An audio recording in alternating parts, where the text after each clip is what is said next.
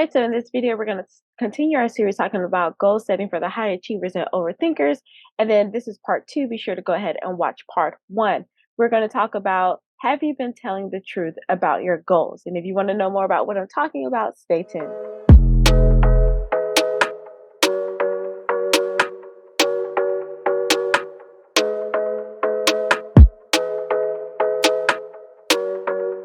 All right, hi everyone, I'm Dr. Vernita White. I go by Dr. V, and I'm your brilliant life strategist and advisor.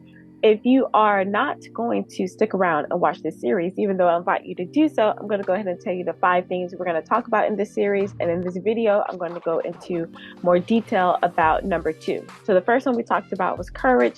The second one that we're talking about today is telling the truth and being detail-oriented. The third part of goal setting for the high achiever and overthinker is having the endurance for your goals. Number 4 is being resilient about your goals. And number 5 is being able to focus on perfection in your goals. So you really want to stick around for that one in part 5. All right, so let's jump right into it. So have you been telling the truth? Is really different from talking about courage. Now, the courage to be honest about the goal that you want or don't want, that's similar. But telling the truth about how you're going after your goal. This is part of a framework that I work with my clients on, but I just want to give you all a quick introduction on it.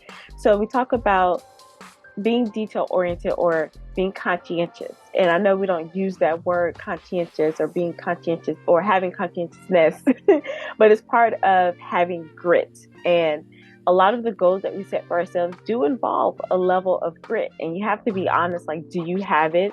Do you want to have it or don't you? Right? So part of being detail-oriented, again, this is closely related to having the courage to tell the truth, but then being able to understand why you haven't accomplished it.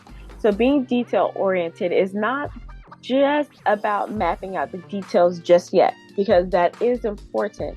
But I think it's also important to map out the details as to why you haven't accomplished the goal. What's been holding you back? What is the chaos that is swirling around in your head about the goals? Because the more detail-oriented you are about why you haven't accomplished it, then you can start working on your mind to clear that clutter and then start focusing on how to actually accomplish it. I think a lot of high achievers, overthinkers, my high-level people, we are so used to having a checklist of, okay, this is what I need you to go after it. But when we're talking about the big, audacious, big, hairy, scary goals that are outside of our comfort zone or outside of our zone of genius, if we have the desire, it's not completely out of our zone of genius, but we may think so. We can't approach it the same way like we've done every other goal that we've achieved, especially if our goals are low-hanging fruit. I mentioned in the previous video that for me, earning a PhD was kind of low-hanging fruit for me, not for everyone, because I've always been an excellent student. I can excel, I follow rules, I can go through a checklist and do things and do what I'm supposed to do, right? So, and then earning a PhD isn't really about, being smart. You have to be, of course, intelligent, but it's really about, like, can you follow a process and do it? But doing something that's completely outside of your comfort zone or your zone of genius, in your perceived zone of genius, it's going to require you to clear some clutter out of the way, because chances are you've had this goal before and it's a reason why you haven't accomplished it. And it has nothing to do with your brilliance, your smartness, your intellect. It's all up here. So one way to do that, so this is part 1, I said number 1 was to be honest about, of course, the goal. Part 2 was clearing out the clutter. You may need a coach to help you do that. That's part of what a life coach does, help you see the blind spots. And again, asking you those questions that you didn't know to ask yourself to clear that up.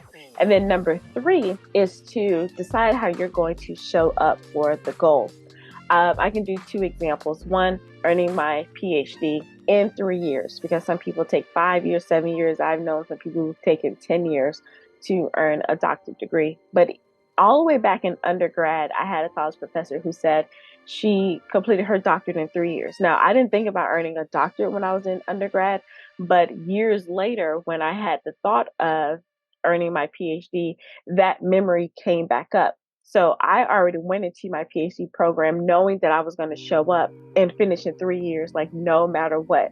And if you read my book, Embracing Grit for Greatness, Becoming Professionally Powerful Through Personal Empowerment, which is available on Amazon, you can read that story of what I went through.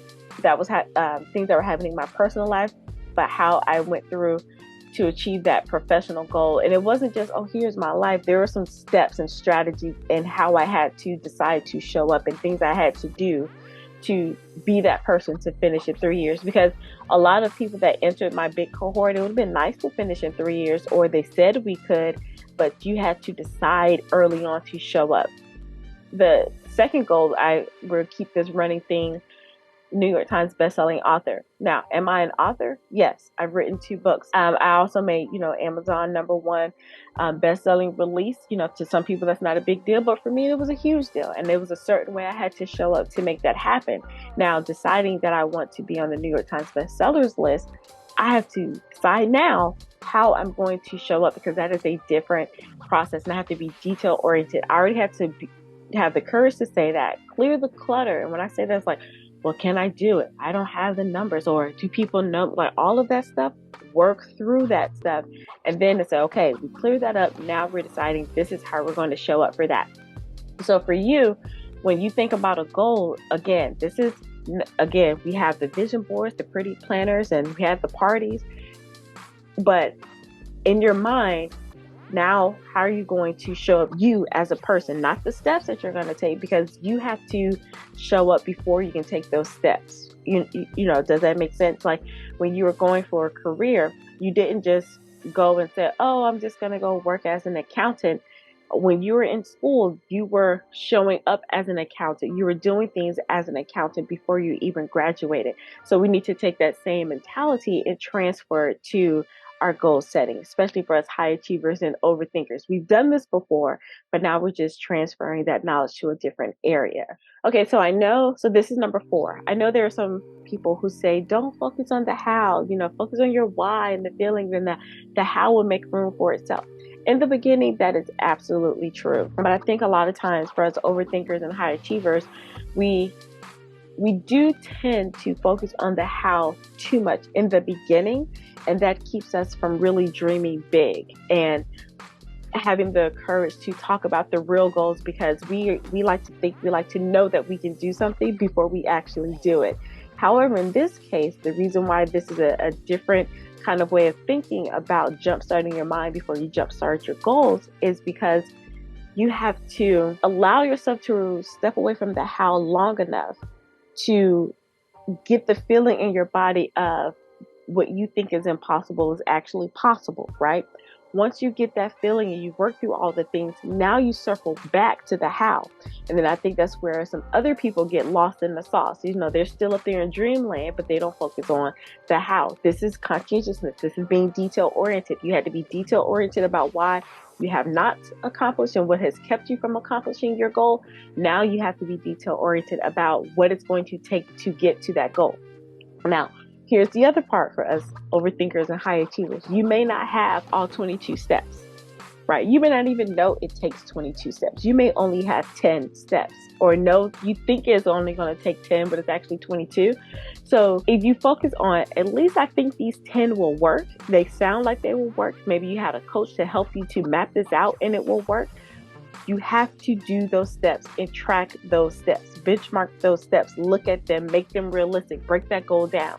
So if you had a dream of renovating your house and it's going to cost X amount of dollars, now you may not have had X amount of dollars, but you allowed yourself to dream about what your new home would look like. But then it's like, okay, I don't have the money, but you had the desire. Now you're going to figure out how are we going to make this happen, right? And then calling contractors, getting ideas, making a Pinterest board, looking at your budget, finding ways to call in more money, different ways to get sponsors. I don't know, whatever it takes for you to renovate your house. You actually write out those steps, and you may not know how to do all of them, but at least you start writing them out and having a plan, because if the Bible says, write the vision, make it plain. So if we don't continue to read where it says, so someone can take it and run with it.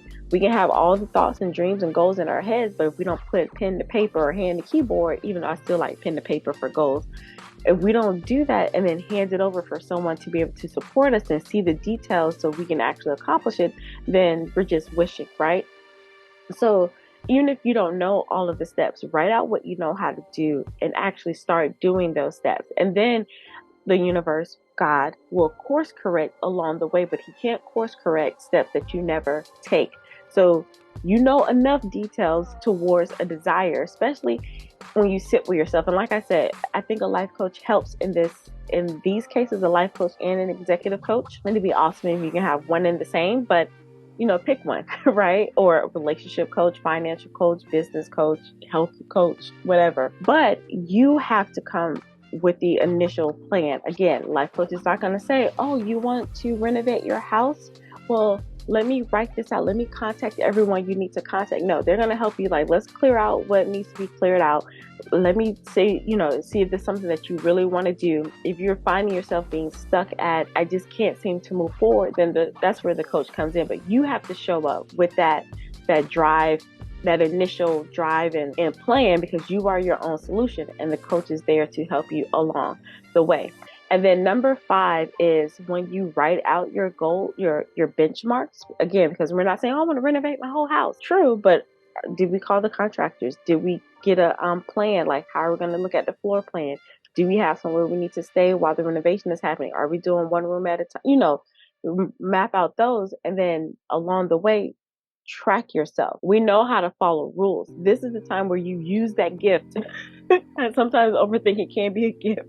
When you use that gift to make sure that you're hitting your benchmarks at least 85% of the time. They talk about that in a 12-week year, 80 to 85% of the time, because if you're doing those small details 85% of the time, you're more likely to accomplish your goal. All right. So to recap, when you're talking about being conscientious or being detail oriented and telling the truth about your goal, again, courage to really talk about what you wanted to accomplish.